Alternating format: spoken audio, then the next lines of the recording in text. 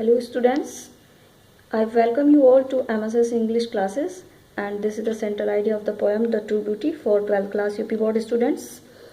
And here we know how to write a good central idea.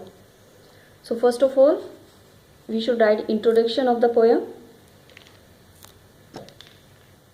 Introduction में आपको poet के बारे में और पोएम्स के बारे में जो मेन बातें हैं वो लिखनी चाहिए शॉर्ट में। जैसे the true beauty is one of the most famous lyrics of Thomas Carew. True beauty Thomas Cairo के फेमस लिरिक्स में से एक है, जो बहुत ही फेमस थे उनमें से एक है। A famous poet of England, England के एक फेमस पोइट थे Thomas Cairo. This poem is a beautiful lyric, ये पोएम एक ब्यूटीफुल लिरिक है। जैसा कि मैंने पोएम में भी बताया था लिरिक क्या होता है।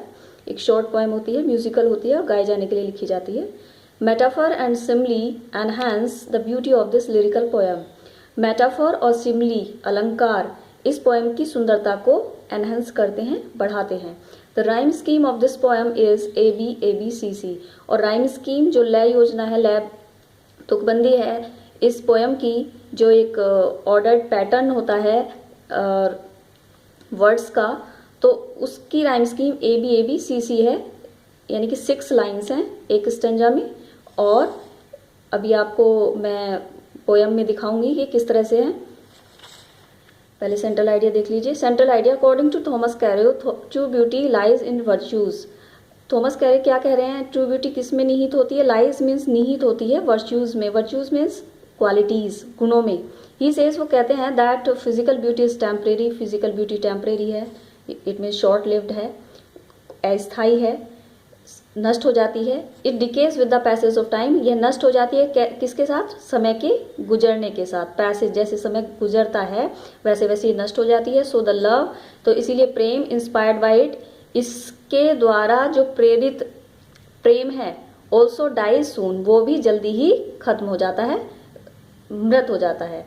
कौन सा प्रेम? जो फिजिकल ब्यूटी से प्रेरित होता है। स्पिरिचुअल ब्यूटी और ब्यूटी ऑफ माइंड, आध्यात्मिक सुंदरता या मन की सुंदरता, ही इज रियल ब्यूटी, सच्ची सुंदरता होती है। इट इज एवर लास्टिंग, यह शाश्वत होती है, हमेशा टिकने वाली होती है। इट नेवर डाइज, यह कभी नहीं मरती है, कभी खत्म नहीं होती। True beauty lies in smooth and firm and gentle thoughts and काम डिजायर्स। ट्रू ब्यूटी निहित होती है स्मूथ, सरल, दृढ़ मस्तिष्क में, जेंटल थॉट्स अच्छे विचारों में, एंड काम डिजायर शांत इच्छाओं में। It always inspires it's lover with vigour, और ये हमेशा प्रेरित करती है अपने प्रेमी को विद वाइगर, पूरे जोश के साथ, स्फूर्ति के साथ। दैट इज वाई, और यही कारण है कि पोइट हेट करता है फिजिकल ब्यूटी से, शारीरिक सुंदरता से, जैसे कि rosy cheek, coral lip, star like eyes, इन सब से वो घृणा करता है। Such beauty only satisfies the lust for अ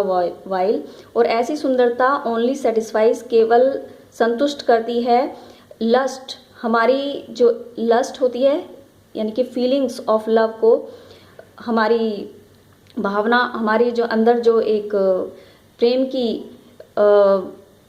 भावना होती है, केवल उसको ये थोड़ी देर के लिए शांत करती है, और जैसे ये खत्म होती है तो वो प्रेम की भावना भी खत्म हो जाती है। दस the poet praises the beauty of mind, इस प्रकार पोइट जो है यहाँ पे प्रेज, प्रशंसा करते हैं ब्यूटी ऑफ माइंड की एंड सोल की, मन की और आत्मा की सुंदरता की। सच ब्यूटी इज डिवाइन, ऐसी सुंदरता डिवाइन होती है, मन की सुंदरता दैवीय होती है, ईश्वरीय होती है। Time can never destroy such beauty, और समय ऐसी सुंदरता को कभी नष्ट नहीं कर सकता।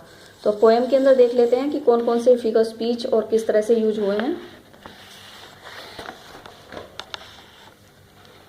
ये पोएम है और इसमें फर्स्ट लाइन में हम देखेंगे ही दैट लव्स अ रोजी चीक, ही दैट लव्स अ रोजी चीक और कोरल लिप एडमायर्स। तो हम यहाँ देखते हैं कि रोजी चीक, गालों की तुलना रोज गुलाब से हुई है। रोज मतलब जो फूल होता है गुलाब का, रोजी चीक कहा गया है। तो यहाँ पे सीधी तुलना, सीधा गालों को क्या बताया गया है? रोजी बता दिया गया है, यानी कि फूल बता दिया गया है। कोरल लिप, और यहाँ पे होठों को क्या बता दिया है? कोरल, मूंगा।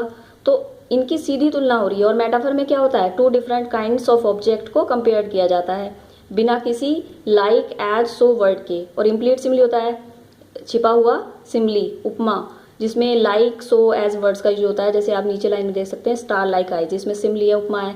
सिमली कहाँ होता है? सिमली में भी two different kinds of objects को कंपेयर किया जाता है, बट उनमें एक समानता होती है और लाइक सो एज वर्ड्स का यूज़ किया जाता है। जैसे यहाँ स्टार लाइक आइज, सितारे जैसी आंखें, मतलब आंखों को सितारे जैसी बताया गया है।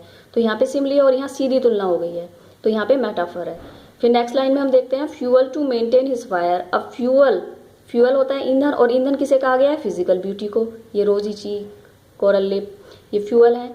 तो इट मीन्स सीधी तुलना हो रही है, फ्यूअल बताया जा रहा है फिजिकल ब्यूटी को, तो इसमें भी हमारा कौन सा फिगर स्पीच है? मेटाफर।